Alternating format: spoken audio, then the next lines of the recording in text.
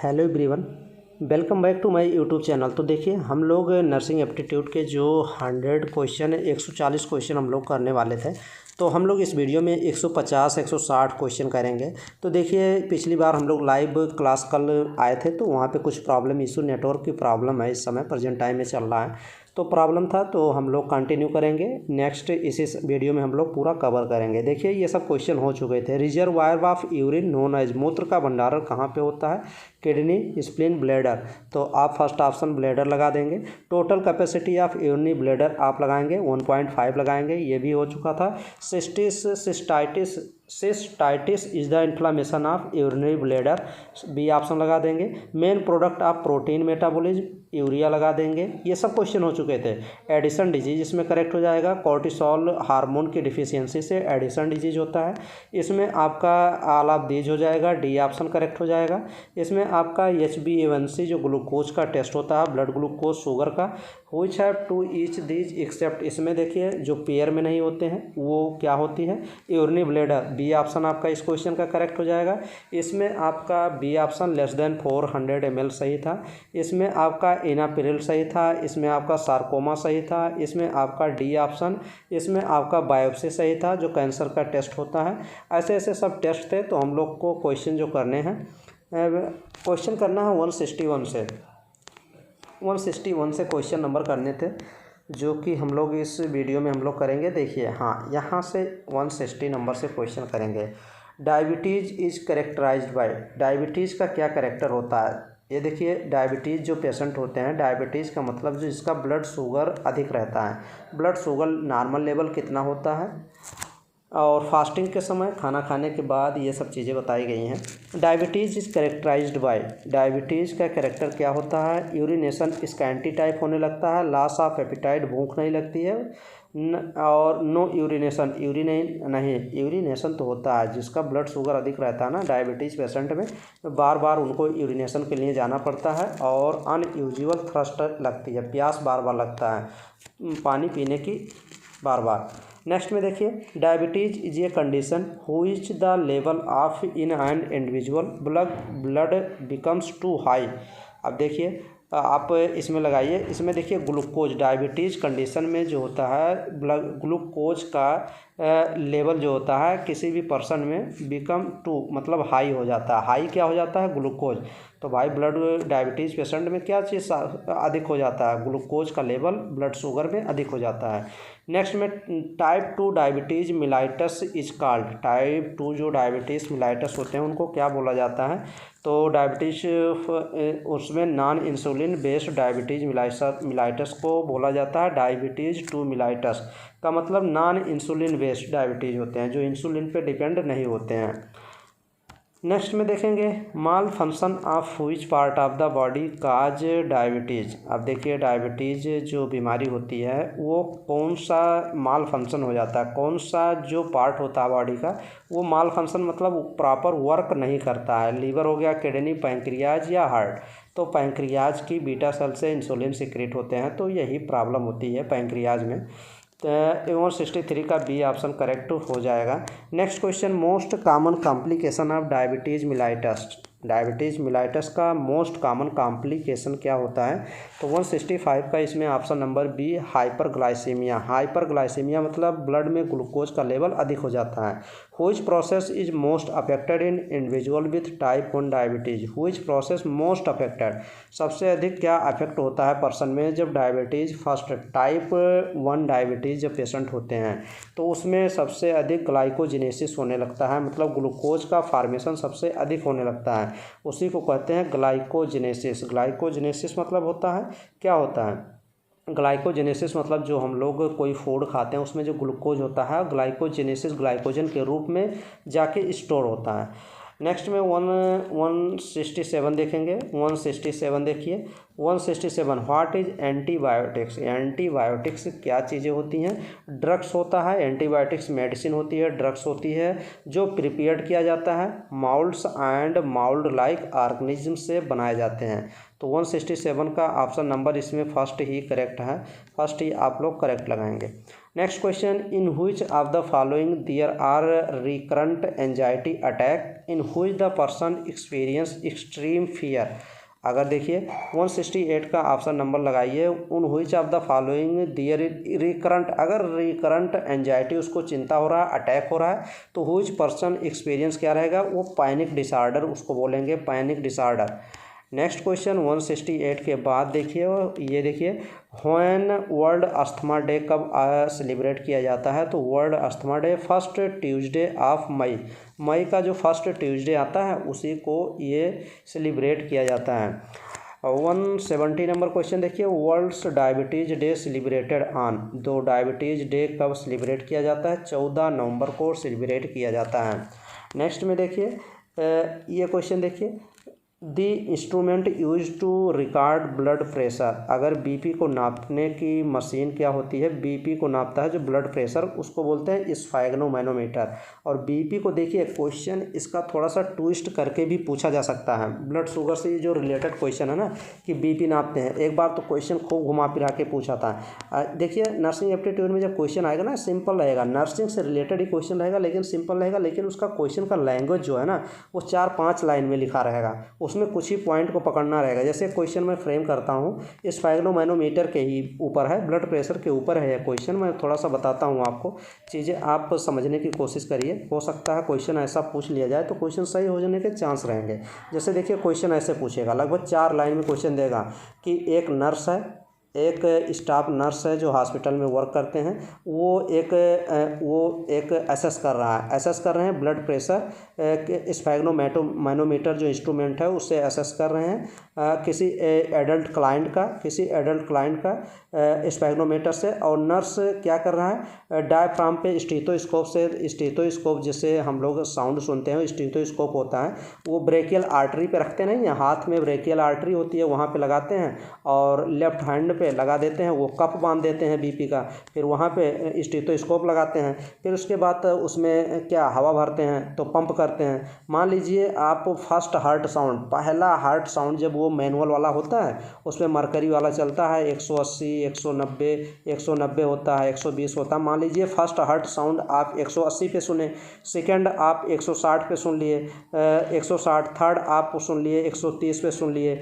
और फिर उसके बाद आप लास्ट वाला जब आएंगे, लास्ट वाला हार्ट साउंड मान लीजिए आप 90 पे सुन लिए, तो क्वेश्चन पूछता है कि ब्लड शुगर उसका बीपी कितना होगा, ये क्वेश्चन पूछता है। तो आप देखिए जो फर्स्ट वाला हार्ट साउंड सुनते हैं वो आप नोट कर लेंगे 180, और जो एकदम लास्ट वाला हार्ट का साउंड आता है 90 मान लीजिए लास्ट में सुने थे, तो 180/90 उसका बीपी हो जाता है। मतलब आपको कहने का मतलब ये है मेन कि आपको हार्ट साउंड जो फर्स्ट वाला है वो देखना है, और जो लास्ट वाला हार्ट साउंड वो है वही देखना है, वही बीपी इंस्ट्रूमेंट होता है, वही बीपी नापता है। जैसे फर्स्ट हार्ट साउंड हम 180 पे एक साउंड क्रैकल साउंड आती है ना, मफलिंग साउंड, वो हमको सुनाई दी, और लास्ट वाला 90 पे, तो एमईएम ऑफ EHG उसको बोलेंगे। ये ब्लड प्रेशर नापने की यूनिट होती है एमईएम ऑफ EHG। तो ये 180 क्या होता है, सिस्टोलिक होती है, सिस्टोलिक ब्लड प्रेशर, और ये 90 जो नीचे लिखा जाएगा वो होता है डायसिस्टोलिक। नॉर्मल बीपी की बात करें तो नॉर्मल ब्लड प्रेशर कितना होता है, 120/80 होता है, ये भी पता होगा, एमईएम ऑफ EHG, ये सब चीज़ें आपको पता होंगी, हज़ारों बार बताई गई हैं। तो ये क्वेश्चन आप समझ लिए, ये क्वेश्चन थोड़ा फ्रेम करके बता दिए। Modern concept of chemotherapy was proposed by, तो ये देखिए मॉडर्न कंसेप्ट जो कीमोथेरेपी किसको प्रोवाइड किया जाता है, कैंसर पेशेंट को, तो मॉडर्न कंसेप्ट कीमोथेरेपी का किसने दिया था ये आपको बताना है। ऑप्शन नंबर इसमें देखिए पाउल एहरलिच, आपका ऑप्शन नंबर फर्स्ट ही करेक्ट हो जाएगा। सीटी स्कैन का मतलब क्या होगा, सीटी का मतलब क्या होता है, सीटी का मतलब होता है इसमें देखिए कंप्यूटर टोमोग्राफी इसको बोलते हैं, सीटी स्कैन, ये देखिए कंप्यूटर टोमोग्राफी, सी से कंप्यूटर, टी से टोमोग्राफी। MRI से क्या होता है कमेंट बॉक्स में लिख सकते हैं। ये देखिए which of the following medical procedure use the principle of total internal reflection, ये बताइए। ये कह रहा है कि which of the following medical procedure, कोई मेडिकल प्रोसीजर होता है जो डायग्नोसिस में यूज किए जाते हैं बीमारियों को पता करने के लिए, उसमें principle of total internal reflection किस में होता है? सिटी स्कैन में तो नहीं होता है, एक्सरे में भी टोटल इंटरनल रिफ्लेक्शन नहीं होता है। अगर बात करेंगे एंडोस्कोपी में, एंडोस्कोपी में हो जाता है। ये इंटरनल आर्गन में बीमारियां पता करता है ज़्यादातर। ये देखिए मुंह के थ्रू एक कैमरा पाइप के थ्रू ले जाया जाता है और वो कैमरा देखता है कि कहाँ पे पेट में मान लीजिए हो गया, इंटेस्टाइन में जैसे चीज़ें वो क्लियर करता है। जैसे पेट में क्या है, अल्सर है, डिओडेनम में कोई प्रॉब्लम है, तो वो चीज़ एंडोस्कोपी के द्वारा पता किया जाता है। क्लोनोस्कोपी भी किया जाता है, एंडोस्कोपी भी किया जाता है। एंडोस्कोपी माउथ के थ्रू करते हैं, क्लोनोस्कोपी एनएस के थ्रू करते हैं। नेक्स्ट में देखिए 175 देखिए, which of the following imaging technique is based on the area generated inside our body. Which of the following image technique आपको पता करना है based on the generated inside out body, inside our body. अगर शरीर के अंदर कोई image लेना है तो आपको कौन सी टेक्निक यूज करोगे? रेडियोग्राफी, अल्ट्रासाउंड या फिर CAT या फिर MRI। तो आप कौन सा टेक्निक यूज करते हैं अगर इंटरनल आर्गन का इमेज लेना है? ये देखिए which of the following imaging technique based on the area generated inside our body, तो मैग्नेटिक MRI करते हैं। MRI कोई भी जगह का क्या इमेज लिया जा सकता है। नेक्स्ट देखिए which of the following technique uses ये combination of large magnet and radio wave to visualise the organ to structure inside our body. तो ये मैग्नेटिक रेजोनेंस के ही थ्रू होता है ये सब चीज़ें। नेक्स्ट क्वेश्चन देखिए, next question, dialysis is used for treatment of. Dialysis जो किया जाता है ना, डायलिसिस किसके लिए किया जाता है भाई? डायलिसिस यूरिन का डायलिसिस किया जाता है। 177 का, जब किडनी फेल्योर हो जाती है, किडनी काम करना बंद कर देती है, किडनी प्रॉपर रूप से काम नहीं करती है, तो हफ्ते में 2 बार, डिपेंड करता है किडनी के ऊपर, या डेली या 2 दिन बाद या 3 दिन बाद या महीने बाद या हफ्ते बाद डायलिसिस करना पड़ता है। पूरा यूरिन डायलिसिस, ब्लड का पूरा डायलिसिस करना पड़ता है। ब्लड में जो यूरिन की मात्रा होती है, यूरिया की मात्रा, उसको डायलिसिस करना पड़ता है। नहीं डायलिसिस करोगे तो ब्रेन डेथ हो जाएगा। किडनी तो फेल्योर है ही, ब्रेन भी डेथ कर जाएगा, ब्रेन में जब यूरिया चला जाएगा। What is the full form of ICU? ICU का फुल फॉर्म आपको बताना है। इंटेंसिव केयर यूनिट 178 का, ये देखिए इंटेंसिव केयर यूनिट होता है जिसमें जो प्रॉपर इलनेस होते हैं उनको, पेशेंट को उस ICU में रखा जाता है, इंटेंसिव केयर यूनिट में रखा जाता है, जिसको प्रॉपर ऑब्जर्वेशन की आवश्यकता पड़ती है जिस पेशेंट को। Frequency of ultrasound, frequency of ultrasound जो किया जाता है, तो किसने जो वेव यूज की जाती है उसकी फ्रीक्वेंसी कितना होती है? तो उसकी होती है ग्रेटर दैन 20,000। तो ऑप्शन नंबर डी आप करेक्ट लगाएंगे। नेक्स्ट क्वेश्चन देखिए, अल्ट्रासाउंड जो इक्विपमेंट होता है used for investigating medical problem, work frequency. तो वही क्वेश्चन है जिसमें 20,000 से अधिक यूज करते हैं। ये देखिए हु पायनियर्ड डायग्नोस्टिक अल्ट्रासाउंड, तो ये देखिए 181 का आप बताइए। इसमें आयन जो ये डायनोल्ड थे ना, वो वही तो पायनियर किए थे डायग्नोस्टिक अल्ट्रासाउंड। तो ऑप्शन नंबर बी करेक्ट हो जाएगा। Next question, x-ray are, x-ray क्या होती है? जो एक्सरे किया जाता है, तो एक्सरे क्या होती है? एक्सरे में electromagnetic radiation of very short wavelength, electromagnetic radiation use किए जाते हैं, लेकिन उसकी जो वेवलेंथ होती है वो शॉर्ट होती है, वेरी शॉर्ट होती है। तो ऑप्शन नंबर फर्स्ट ही करेक्ट हो जाएगा। हु डिस्कवर्ड एक्सरे, एक्सरे किसने डिस्कवर्ड किया था? वो थे विलियम कोनार्ड रोंटेंजन। तो रोंटेंजन आप याद करिए, बी ऑप्शन करेक्ट लगाइए। Next question, what does ECG stand for? ECG का फुल फॉर्म बताइए। ECG का फुल फॉर्म क्या है? Electrocardiogram, electrocardiograph. तो ग्राम तो वो कागज़ होता है ना, मशीन का नाम ग्राफ है, और जो इस मशीन से जो वो कागज़ निकलती है ना, उस पर छपाई रहता है कि क्या बीमारी है, हार्ट की रिदम क्या चल रही है, जो उसमें वेव चलती हैं, तो वो कागज़ का नाम ग्राम होता है, इलेक्ट्रोकार्डियोग्राम। लेकिन ग्राफ होगा मशीन का नाम। तो ऑप्शन नंबर फर्स्ट करेक्ट हो जाएगा। What does ECG stand? What does ECG stand, ये हो गया 184 हो गया। 185 देखिए, who invented the electrocardiogram, ECG की इन्वेंटेड खोज किसने की थी, तो वो विलियम, ये देखिए एंथोन ने। तो ऑप्शन नंबर फर्स्ट ही करेक्ट हो जाएगा। ECG test is use to detect, ECG जो टेस्ट किया जाता है वो किस के प्रॉब्लम में क्या डिटेक्ट करता है, क्या चीज़ करता है, तो वो हार्ट की प्रॉब्लम को बताता है, हार्ट प्रॉब्लम बताता है। जो हार्ट की वेव PQRST जो वेव होती है उसी में चेंजेस बताता है। और वाल में जो SA नोड, AB नोड, ये सब चेंजेस उसमें बताते हैं। 187 नंबर देखिए, इसमें देखिए इलेक्ट्रोइंसेफेलोग्राम EEG है, ECG नहीं है, ये देख लीजिएगा, ECG नहीं है, EEG है, ये ब्रेन के लिए होता है। Is use the monitoring of brain, brain का EEG इलेक्ट्रोइंसेफेलोग्राम किया जाता है। नेक्स्ट में देखिए, is an medical instrument use for listening sound produce within the body chiefly in the heart or lungs, heart और लंग्स का अगर आपको साउंड सुनना है तो आप क्या यूज करोगे, आप स्टेथोस्कोप यूज करोगे। जो स्टेथोस्कोप तो सबका सपना होता है भाई, एपरन और स्टेथोस्कोप दो चीज़। तो स्टेथोस्कोप से क्या करते हैं, हार्ट की साउंड सुना जाता है या लंग्स का साउंड सुनते हैं। नेक्स्ट में देखिए, यहाँ पे in stethoscope is sound of the patient heart beat reaches the doctor ear by, तो ये देखिए ये क्या करता है, मल्टीपल डिफ्रैक्शन ऑफ साउंड सुनता है, रिफ्लेक्शन वाली साउंड सुनना पड़ता है, रिफ्लेक्शन वाली। तो ऑप्शन नंबर बी करेक्ट हो जाएगा। हु इन्वेंटेड स्टेथोस्कोप, स्टेथोस्कोप जो होता है वो किसने उसको खोजा था, किसने डिस्कवर किया था, तो 190 का वो थे रेनी लेनेस, ये एकदम रट के रहिएगा, लिनस। नेक्स्ट में in which year vitamin A discovered, vitamin A का डिस्कवर्ड किया गया था किस ईयर में, ये क्वेश्चन पूछा जा रहा है, तो ये बताइए। इसमें ये यूज किया गया था 1912 में खोजा गया था। Next the chemical name of vitamin A, vitamin A का केमिकल नेम देखिए रेटिनॉल, यहीं पे दिया गया है। ये सभी तो क्वेश्चन आप कभी नहीं गलत करेंगे। डिफिशियंसी ऑफ विटामिन ए, कभी नहीं क्वेश्चन गलत करेंगे। नाइट ब्लाइंडनेस आपका दिया ही गया है। नेक्स्ट में देखिए earliest feature of vitamin A deficiency, vitamin A deficiency से आपका कौन सा रोग होता है, ये देखिए निक्टोल्पिया होता है, निक्टेलोपिया होता है। तो ऑप्शन नंबर बी करेक्ट लगाएंगे।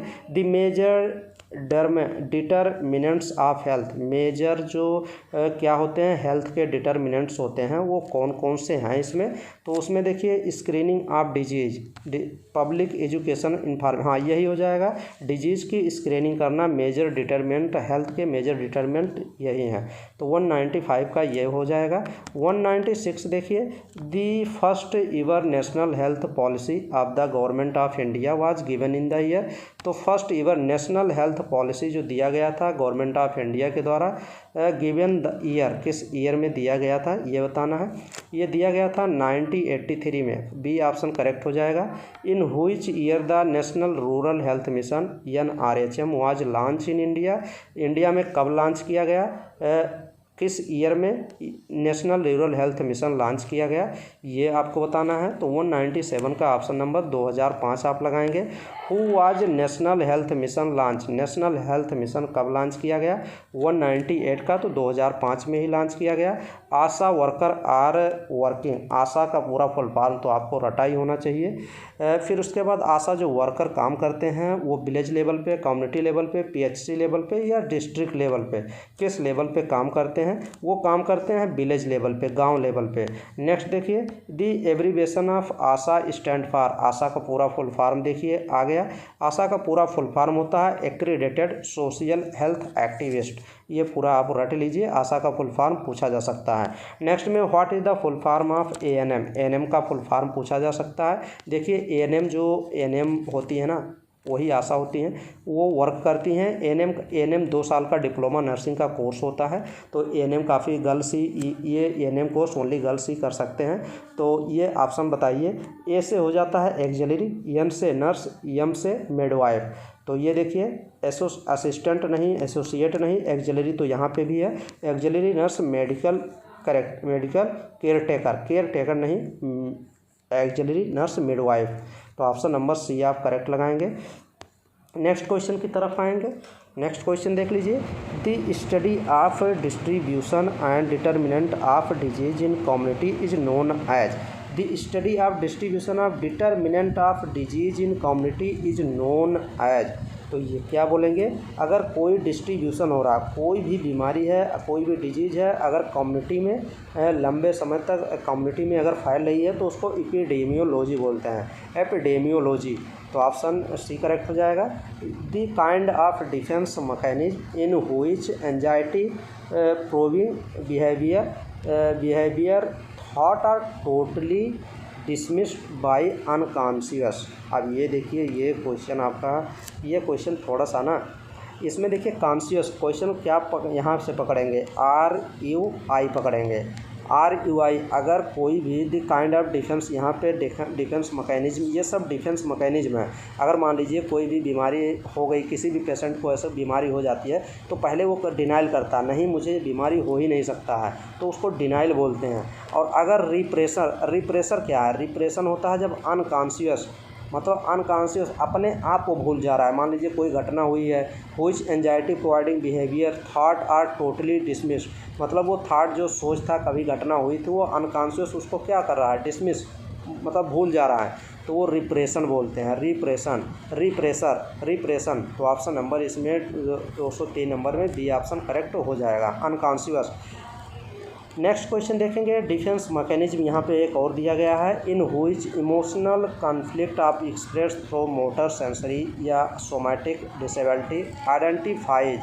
तो इसमें देखिए, इसमें आपका देखिए क्या क्वेश्चन नंबर 204 नंबर देखिए, क्वेश्चन 204 नंबर जो क्वेश्चन है ना, थोड़ा सा इसमें देखिए, कह रहा है द डिफेंस मैकेनिज्म है व्हिच इमोशनल कॉन्फ्लिक्ट हो रहा है, एक्सप्रेस थ्रू मोटर, एक्सप्रेस हो रहा है मोटर, सेंसरी या फिर सोमैटिक डिसेबिलिटी आइडेंटिफाई जाए। देखिए सोमैटिक डिसेबिलिटी हो रही है, सोमैटिक डिसेबिलिटी जब होती है तो उसमें उसको बोलते हैं कन्वर्जन। कन्वर्जन क्या होता है, इसमें सोमैटिक सिस्टम डिसऑर्डर होते हैं, इसमें जो एक्चुअल लॉस हो जाती है, बॉडी फंक्शन जो होती है ना, जैसे देखिए बॉडी की फंक्शन मोटर होती है, सेंसरी होती है, और सोमैटिक डिसेबिलिटी हो जाती है। सोमैटिक मतलब बॉडी जो शरीर होती है ना, पैरालिसिस हो जाएगा, ब्लाइंडनेस हो जाएगा, नंबनेस हो जाता है, एकदम शून्यपन आ जाता है। क्यों शून्यपन आ जाता है, क्योंकि इसमें एक्सेसिव एंजाइटी होने लगती है, बहुत गहरी चिंता होने लगती है पेशेंट को, तो वो कन्वर्जन उसको बोलते हैं ना। क्योंकि कन्वर्जन में ये क्या होता है, पूरी बॉडी मोटर और सेंसरी सोमैटिक क्या होती है, इसमें इमोशनल डिफेंस मैकेनिज्म कॉन्फ्लिक्ट होने लगती है। तो इन्वॉल्व क्या क्या चीज़ें इन्वॉल्व होती हैं, इसमें एक्चुअल लॉस होने लगता है बॉडी फंक्शन का। तो ऑप्शन नंबर इसमें डी ऑप्शन कन्वर्जन ही लगाएंगे। नेक्स्ट देखिए, following are the dimension of health except, किसको छोड़ के सभी हेल्थ के डायमेंशन है, तो फाइनेंशियल, सोशल, मेंटल और फिजिकल कौन सा है जो नहीं है। तो बताइए आप, इसमें जो फाइनेंशियल है ना, ये हेल्थ का क्या नहीं है, डायमेंशन नहीं है, और सभी हैं। नेक्स्ट देखिए, द डिफेंस मैकेनिज्म, एक देखिए डिफेंस मैकेनिज्म 204 और 205, तो ये तो हो ही गया। नेक्स्ट में देखिए, ये देखिए, the dimension of health concerned with proper biological functioning is called, तो उसको क्या बोलते हैं। देखिए उसको अगर dimension of health concerned with proper biological function के अकॉर्डिंग दिया जाएगा तो उसको फिजिकल डायमेंशन बोलेंगे।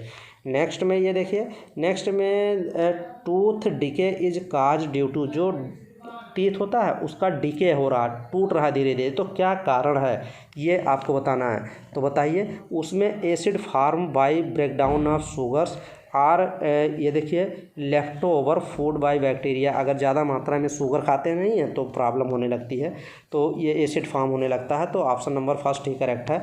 Next question, which is the disease in which the teeth become weak and pitted, tooth जो कमज़ोर हो जा रही है, वीक हो जा रही है और टूट रही है, तो वो कौन सी डिजीज़ में होती है ये आपको बताना है।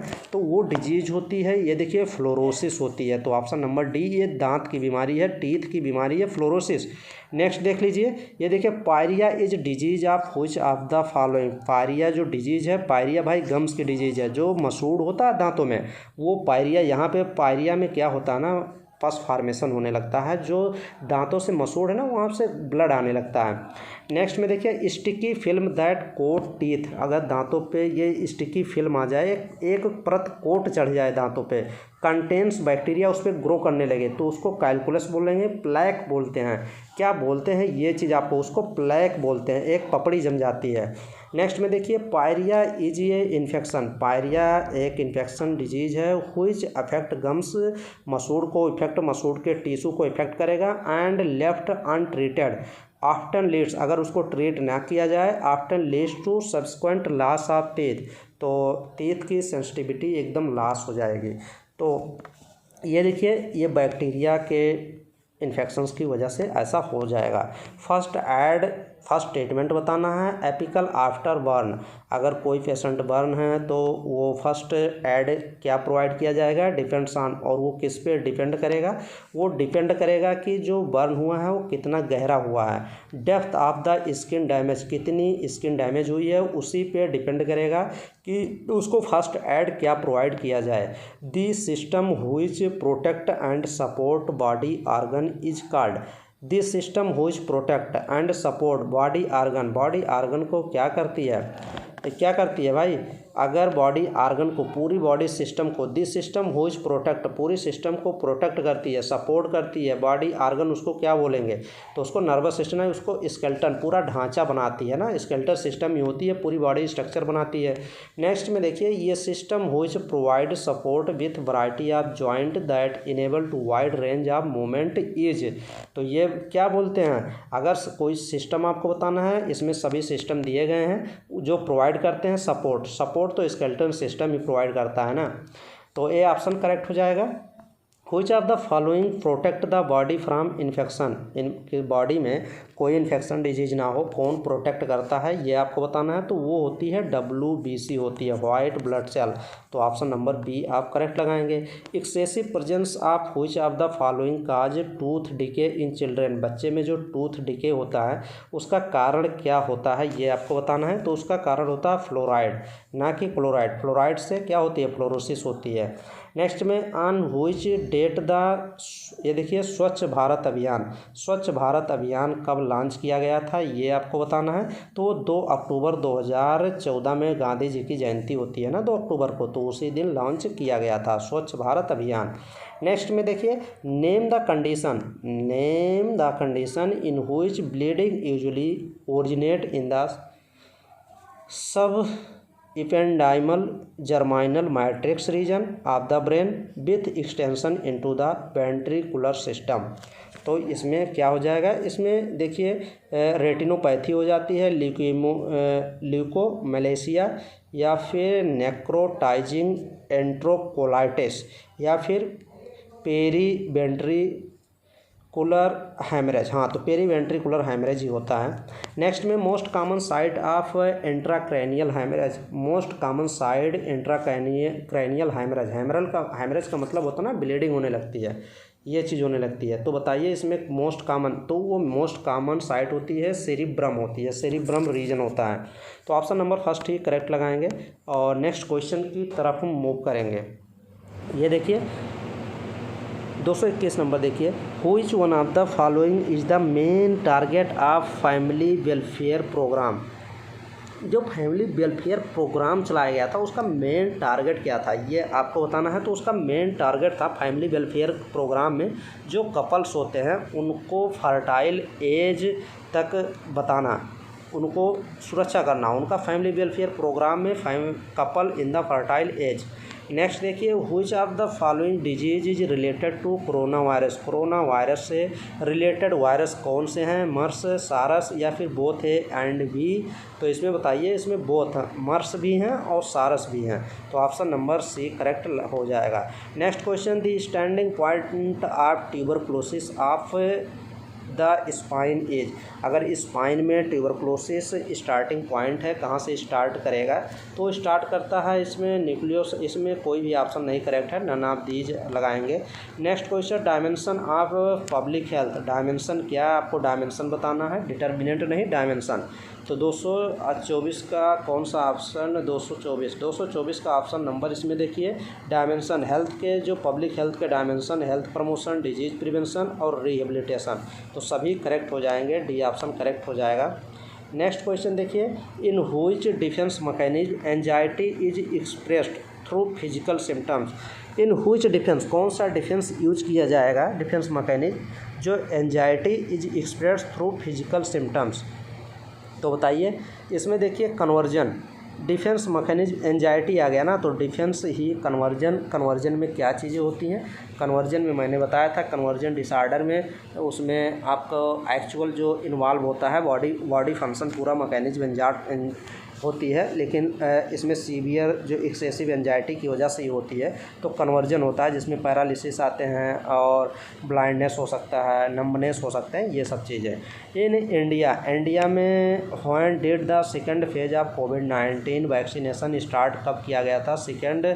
इंडिया में when did the second phase of covid vaccination start कब किया गया था, सेकंड फेज वाला। तो 226 का बताइए, ये शुरू किया गया था ना, मार्च 2021 में शुरू किया गया था। नेक्स्ट में देखिए which of the following determinant of health के डिटर्मिनेंट आपको बताने हैं। इसमें क्या पूछ रहा है, which of the following determinant of health, environmental, weight, behaviour, location. हाँ, लोकेशन होगा।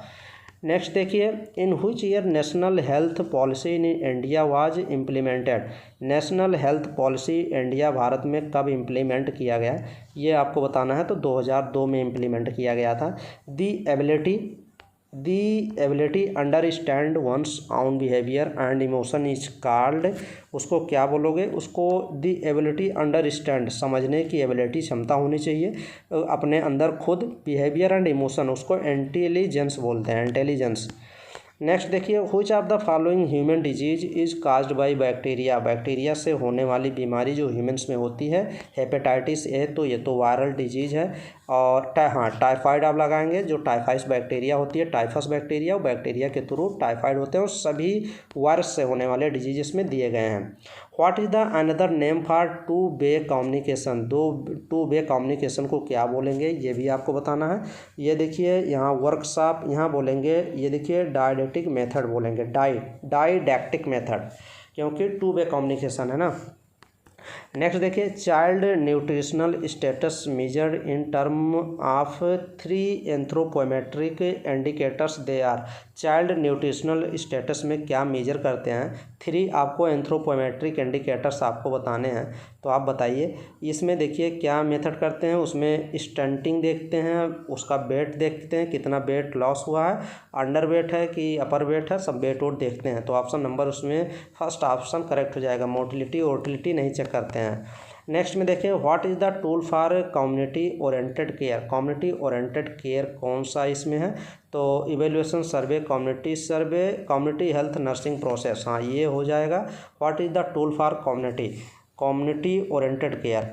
नेक्स्ट देखिए malnutrition does not include. Malnutrition में क्या नहीं इन्वॉल्व होता है। माल न्यूट्रिशन मतलब वो खाना खा रहा है या फिर नहीं खा रहा है, वो बहुत कमज़ोर हो गया, माल नरिश हो गया है एकदम। तो ये देखिए माल नरिश में क्या नहीं इन्वॉल्व होता है, inadequate nutrient consumption, inadequate malnutrition does not include. तो क्या नहीं इन्वॉल्व होगा, over eating of nutrient, over ज़्यादा खाना खा रहा है तो माल न्यूट्रिशन में इंक्लूड नहीं होगा। Excess loss of nutrient, excess loss हो रहा है न्यूट्रिएंट का, या फिर सेचुरेशन ऑफ प्रोटीन, ये सभी तो इन्वॉल्व होते हैं यार। एक्सेस लॉस हो जा रहा है प्रोटीन का, सेचुरेशन ऑफ प्रोटीन ले ही रहा है कि नहीं, ओवर ईटिंग कर रहा है न्यूट्रिएंट का, इनएडिक्वेट न्यूट्रिशन कंजप्शन, इनएडिक्वेट, ओवर ईटिंग होगा क्या, इसका देख लीजिएगा। 234 का आप लगाइएगा, मेरे अकॉर्डिंग तो बी ही करेक्ट है, आप अपना खुद लगाइएगा। जननी सुरक्षा योजना क्या है, जननी सुरक्षा योजना बताइए। जननी सुरक्षा योजना में 100% सेंट्रली स्पॉन्सर्ड स्कीम ही है, स्टेट नहीं सेंट्रली स्पॉन्सर्ड है जननी सुरक्षा योजना।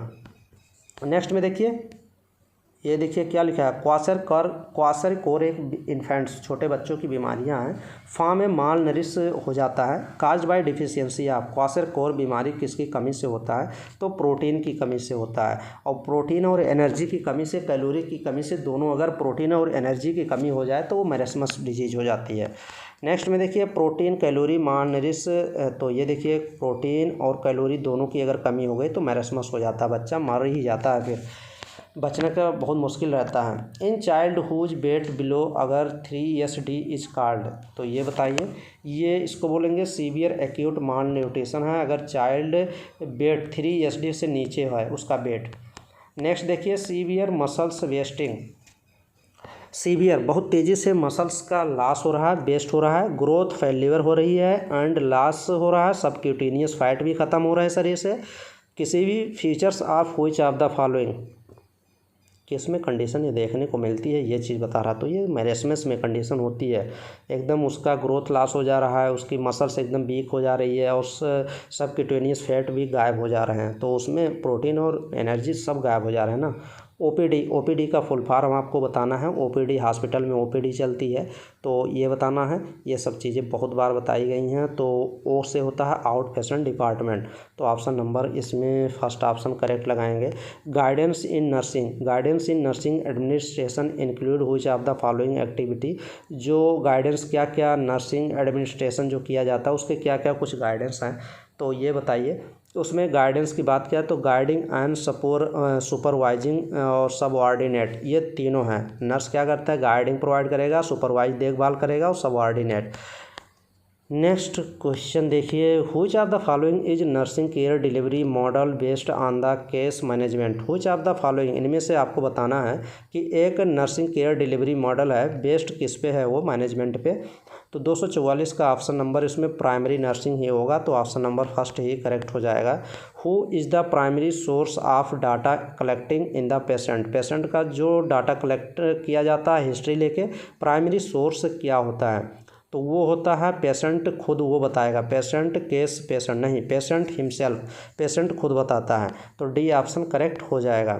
ये देखिए, the government of India approve the Ayushman Bharat प्रधानमंत्री जन आरोग्य योजना, जो ये ABPMJY इन द ईयर कब शुरू किया गया था, गवर्नमेंट ऑफ इंडिया के थ्रू अप्रूव किया गया था, आयुष्मान भारत कार्ड बनना शुरू हुआ था।